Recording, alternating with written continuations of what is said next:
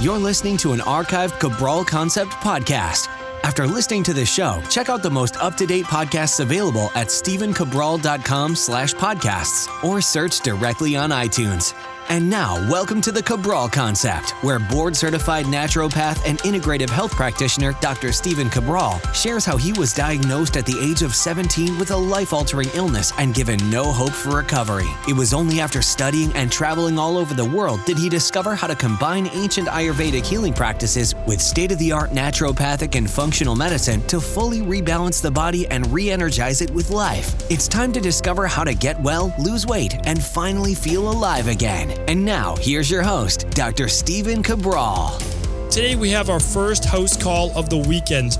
Looking forward to answering all of our community's questions, and we do have a lot this weekend. So literally the podcast has been growing each and every week, which is just so fantastic to see. I know this message is being spread from, really each and every one of our audience listeners, everyone in our community, and trying to get this information out to the world because, again, it's not mine, it's not yours, it's everyone's that we need to get out there. We need to get people living a happier and healthier life. And you can only do that. You can only have the two when they work in unison with one another. So we're going to go through a lot of those questions today. Really looking forward that you're along on the ride, and let's get right into it because, again, we have 5 questions today and we have 5 tomorrow. It's probably going to keep up with that higher number each and every week so that I do make sure that I get through every single one of these questions. So let's get right into it. The first one comes from CC. So CC asks, "Hi, Stephen. What are your thoughts on mammograms and the titanium marker clips? Thanks always for your inspiring podcasts."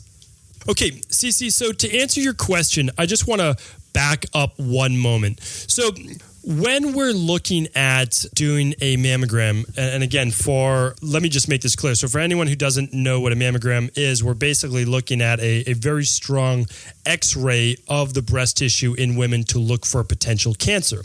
Here's the issue, though, is that doing a mammogram literally has such an intense level of radiation. It's equal to 1,000 chest x-rays. So just think about that for a moment. Radiation has been proven to cause cancer. And by doing a mammogram, you're getting 1,000 x-rays all at the same time on the actual sensitive breast tissue itself. This is why there's a lot of speculation and a lot of research being done now into women who get mammograms. And then even if they don't have breast cancer, within the 5-year mark, do they end up then with breast cancer because potentially of actually getting more and more mammograms. So there's some interesting research. I've actually done quite a bit, about this, obviously, because of all the, females that I work with and, my wife, my mother, everyone else that I'm really trying to help as well. And so, here's the issue is that the majority of lumps, about 80% of all lumps in women's breasts that are found are non-cancerous. 70% of those, so basically 7 out of 10 times, you'll be able to find it yourself with your own self-exam, actually palpating the breast tissue to make sure there's no harder lumps. And then obviously you can bring that to the attention of your doctor as well. But again, what I want to get back to is the serious risk of exposing yourself to that much radiation if you believe there is no risk. Meaning, like, if you don't feel any lumps yourself, really, really important to look at as well. And then just understanding that at least 30% of tumors that are found on mammograms and found on self-tests will go away on their own. They're benign. They can be caused by different hormone imbalances, higher levels of estrogen to progesterone. And one other important thing that I just want to add as well is that a lot of breast cancer, or we'll say tumors that are found, are often the result of toxic exposure from the environment. That means plastics that also will increase your own endogenous production of estrogen as well, namely estradiol. So a really good thing to do is actually test your estrogen levels. You can do the adrenal hormone test. You can look at your estrogen. So again, if you still have a normal cycle around day 21, you want to do about 5 to 7 days before you would get your cycle. So right around, again, let's say around day 21 for most women if you have a 28-day cycle. And actually test your estrogen to progesterone ratio. If you see the higher levels of estrogen, then you're going to be more caused for concern. But again, what my suggestion is to you is that you continue, it's so vitally important that we continue to detox, that we continue to remove these plastics, these pesticides, these insecticides, all these flame retardants, all these things from our body. Really, really vitally important for all the things that can cause breast cancer in the first place. Now, just a few other things. You do want to make sure that your vitamin D is optimized. You want to make sure that you get enough fruits and vegetables, that you're exercising, that you're sweating, that you're doing all of these great things, that you're doing manual lymph drainage, that you're using a dry brush in the morning. These are just simple things that that don't take any extra time because you have to eat anyways, right? And it takes 2 minutes to do dry brushing in the morning that are absolutely essential. But a few things that you can do besides a mammogram. Now, I'm not saying not to do a mammogram. What I'm trying to do is provide alternatives and other things for you to think about. And then it's always your choice. I will never tell you what to do. I can't tell you what to do anyways. It's just not ethical or legal over a podcast. But what I want to say is there's also something called thermal imaging or thermography. So I want you to look into that because with thermography, you can actually see density in breast tissue and you can actually see if there may be cancer or there may be a tumor or if there may be something there. Thermography is very, very low intensity, in terms of thermal imaging. And then if you think that there's cause for concern, then you might say, okay, maybe I should do a biopsy, maybe I should do an ultrasound, or maybe I should do a mammogram. So hopefully that answers your question. I did my best right there to answer a very complicated question as best as I could. All right, Sarah's up next. Hi, Dr. Cabral. I recently heard that radon is super poisonous and responsible for many illnesses. What are your thoughts? Is it worth buying a radon detector for my home? Okay, Sarah, you are absolutely correct with, really mentioning radon as a poisonous gas. It is. And, one of the real issues with radon is, well, let me take one step back. If you don't know what radon is, basically it's the decay product of radium, which is further down the line comes from uranium. And we know uranium is radioactive, right? So really, really important to look at. It's just part of the natural part of the earth, basically. But that decay can turn into a colorless, odorless gas that you just don't even know is there.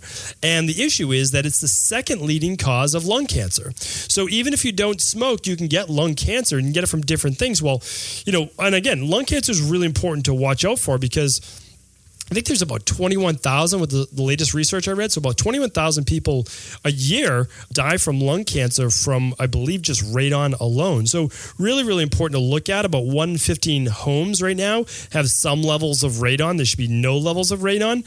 So what I would say is absolutely you can buy a very simple inexpensive radon detector, and you can just do an easy Google search for that. And do check. I believe that's wise for everyone. Why not? Especially if you have children, pets in your home, the smaller, the more susceptible. So check that out. Without a doubt, really smart question to be asking. Okay, so let's get into our third question. It's from Michele. She writes, "Hello, Dr. Cabral, me again. I was wondering what your opinion is on getting a flu shot. I have never gotten one and have mixed feelings about it. I'm almost 47 and healthy and cannot even tell you the last time I had the flu, let alone a cold.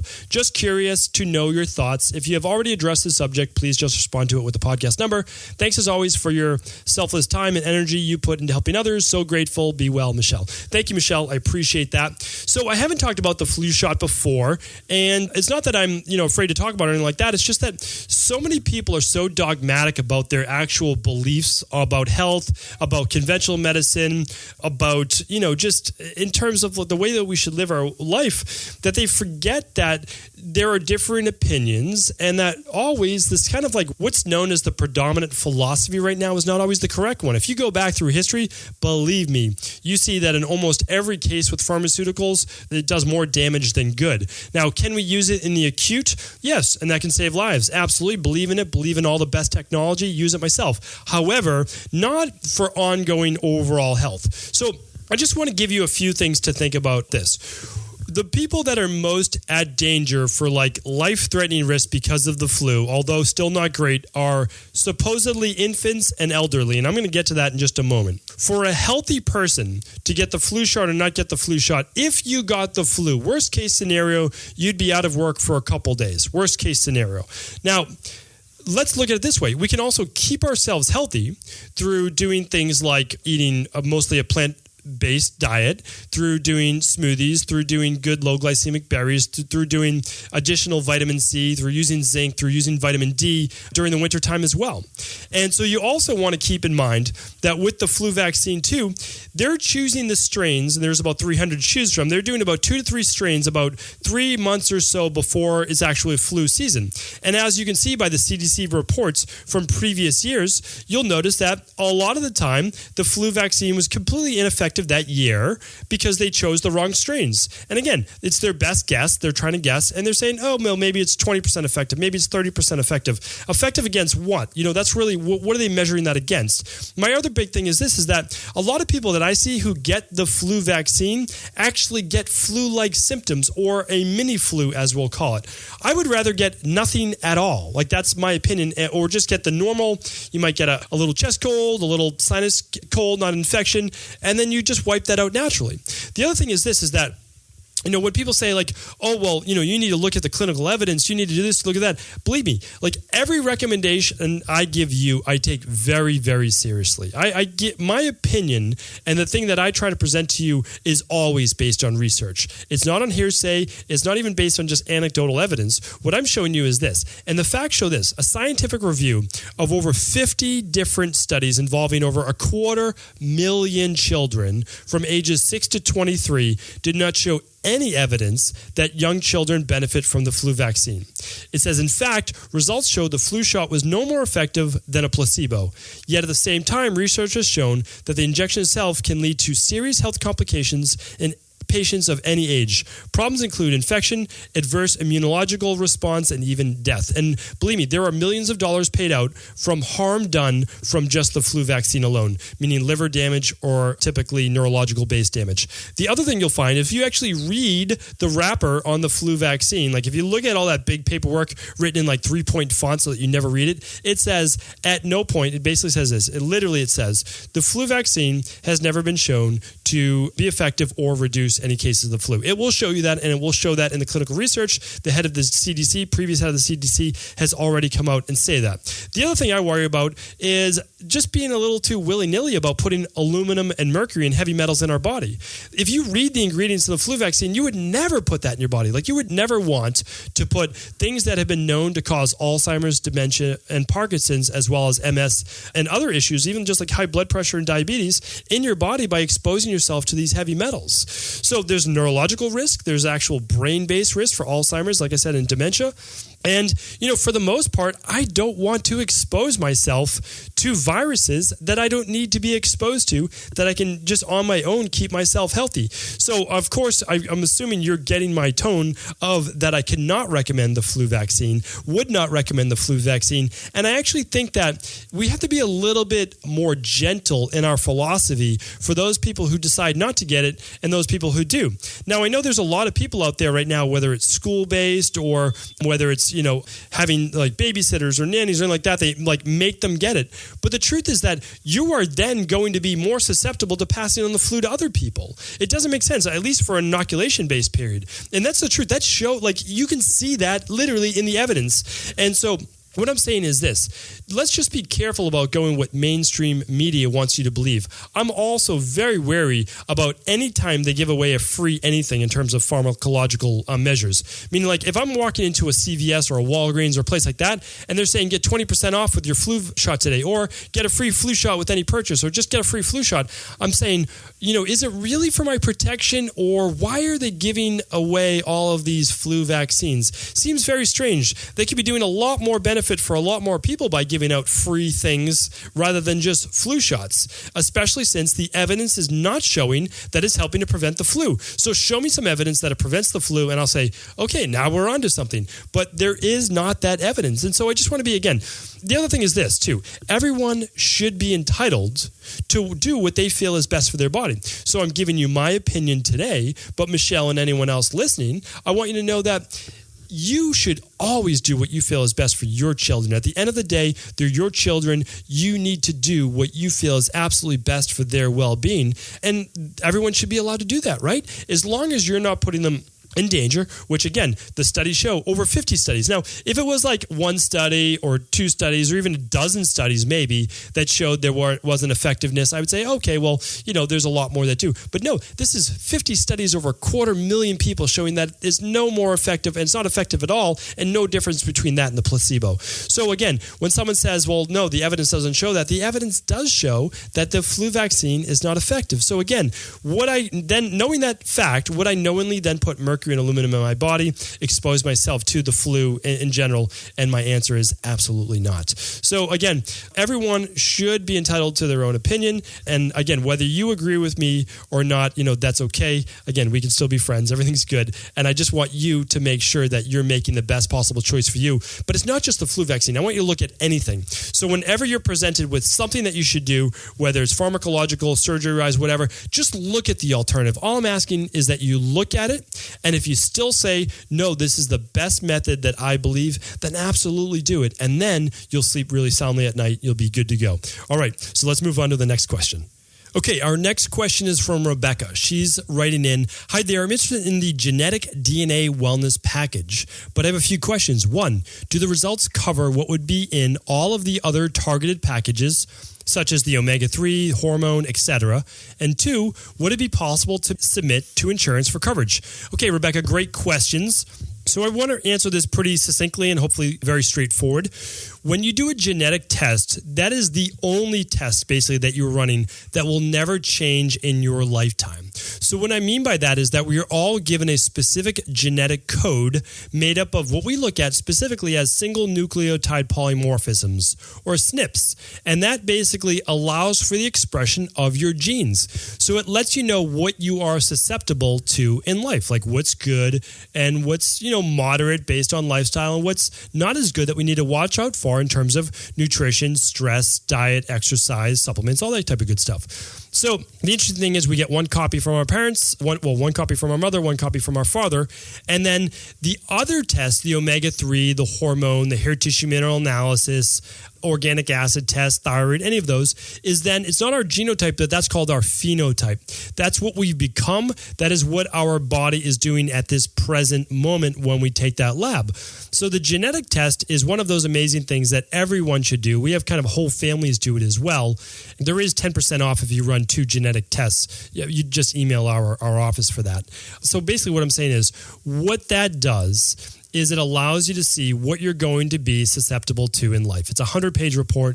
It's beautiful. It literally goes through step by step. There's like a green dot if you're good in that area. There's a yellow dot if it's you inherited one specific allele or one specific gene mutation. And then it's red if you inherited both from both parents of the things that you need to watch out for the most. Like some people are more susceptible to higher CRP. And when their CRP, the C-reactive protein, gets high on their blood labs, it can often mean that they need more vitamin E from alkyl tocopherols and tocotrienols. And so basically, without making it too complicated, is it actually looks at what you're susceptible to. And then all the other lab tests we offer shows you at where you're at in this present moment and if you need to do anything about it. So hopefully that helps. And also it gives you a great idea of what you should be doing diet-wise.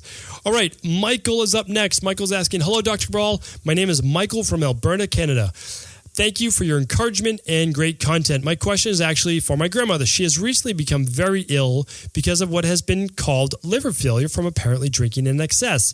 She has been told that there is basically no solution for fixing her liver, and she has met with a dietitian who has prescribed her a low-salt diet and avoiding drinking anything more. If she doesn't drink and her condition improves, then she may be able to have a partial liver transplant in the future, though unlikely. Is there a diet that could help speed up her recovery and any supplements or other products that she could follow? You said on episode 360 that little by little people can recover from anything. They just need some hope. I just hope this is true for my grandmother's case. Thank you for all you do. All the best. All right, Michael. So yeah, absolutely. I mean, there is no way you should ever give up hope. I mean, people in far worse shape than your grandmother have recovered, and why not your grandmother? Why not her? Why can't she recover? As long as she does absolutely cut out the damaging things to her liver, which would be any type of drugs. Alcohol is a drug, so we have to cut down on those. Ideally, no pharmaceutical drugs, which get processed by the liver. That also includes aspirin, Tylenol. Those are big as well, especially Tylenol. And then my recommendation is please try to get your grandmother to switch over to a predominantly plant-based diet. That means the majority of that is just fruits and vegetables. The reason is then she's not going to have to use as much of her liver for processing heavy fats. So kind of the worst thing your grandmother could do right now is a heavy fat-based diet where your body's going to need to produce a lot of bile from that liver to break down and emulsify all of the fats as they move through your stomach into the first part of the small intestine, which is called the duodenum. The gallbladder, the liver, they play a big role in that. So that's my recommendation there as well. Smoothies, using the all-in-one powder, drinking lemon water. Right when your grandmother wakes up, if she can do some lemon water, just fresh squeezed lemon, has to be fresh squeezed right into the water, drink at room temperature or hot water. Just sipping hot water during the day is going to move that lymphatic system, going to help the liver as well. Ethically, I cannot recommend, and legally, I cannot recommend any specific supplements to your grandmother, because that is not something that would be smart on my part to do. I don't have the lab work in front of me. I don't know your grandmother's condition. I don't know any other exacerbating circumstances. However, plant-based diet, for the most part, taking in smoothies, drinking lemon water, drinking ginger tea, these are all really healthy things, and hopefully little by little we can get your grandmother feeling well again. So all the best, and I hope to hear from you in the future saying that your grandmother is doing better. Okay. That was our last question of the day. We have Cece, we have Sarah, we have Michele, we have Rebecca, and then we have Michael. Excellent. So we are good for today. Hopefully you're going to tune back in tomorrow where we answer 5 more of our community's questions, and I'm absolutely looking forward to speaking with you then. Take care, everyone. Enjoy your weekend. I want to sincerely thank you for your support of this podcast. I couldn't do it without you, and I mean that. I truly do. I also want to make sure you knew that we now have multiple ways for you to find your answers to the most difficult health, wellness, weight loss, and anti-aging questions.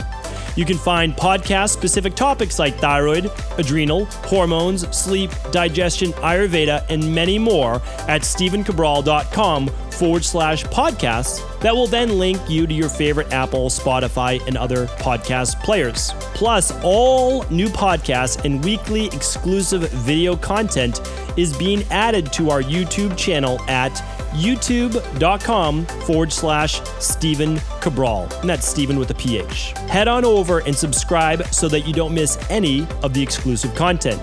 Lastly, if you've ever found any of my podcasts or books to be helpful, I would really appreciate it if you could leave a review on iTunes or your favorite media player for the podcast. Rating and subscribing to the YouTube and podcast allow me to reach more and more people and help spread my mission of healing throughout the world. Thank you again for being a part of this movement.